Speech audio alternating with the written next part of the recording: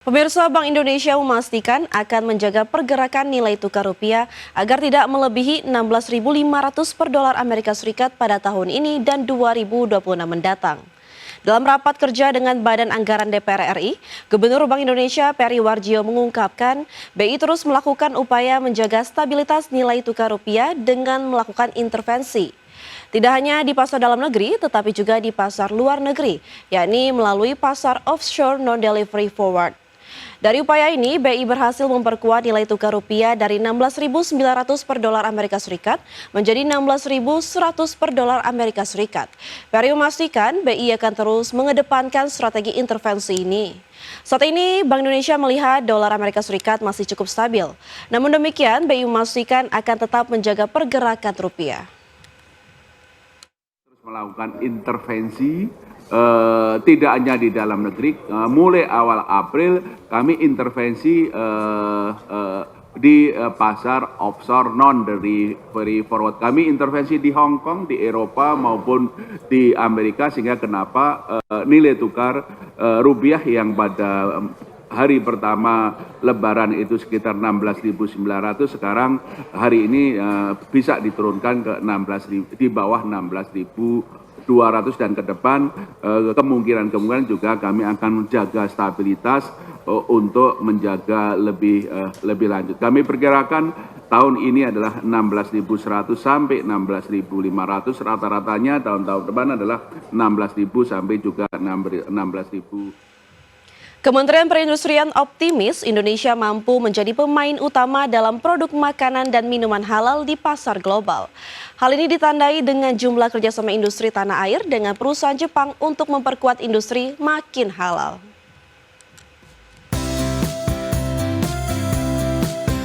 Kementerian Perindustrian optimistis industri halal pada sektor makanan dan minuman bisa memenuhi kebutuhan pasar global.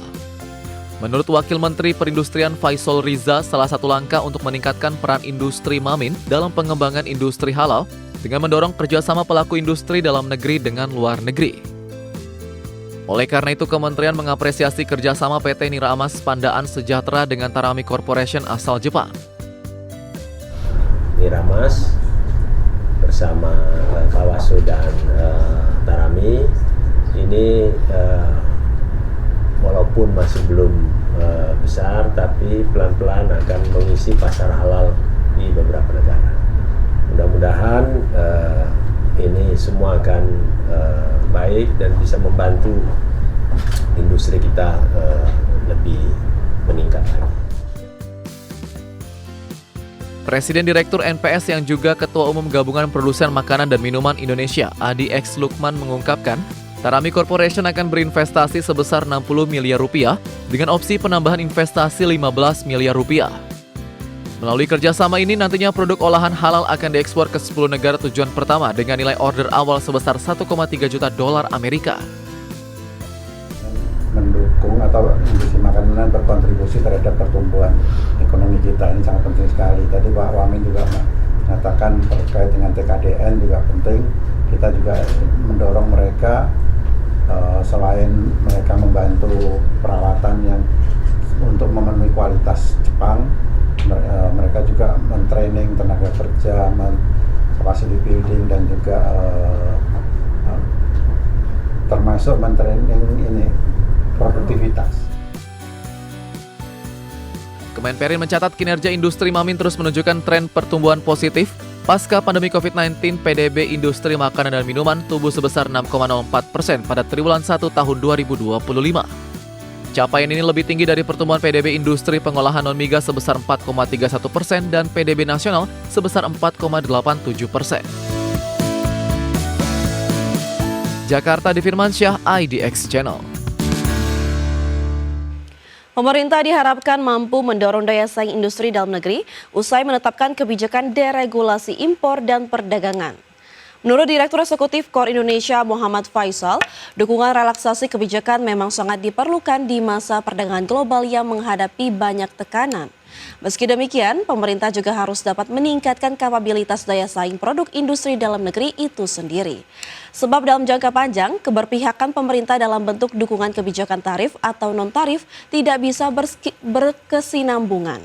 Untuk itu, perlu didorong kualitas produk industri yang lebih baik agar produk nasional dapat bersaing dengan produk sejenis di negeri lain. Pemerintah juga diminta harus ketat mengawasi kemasuknya impor barang ilegal yang dapat menekan produk dalam negeri.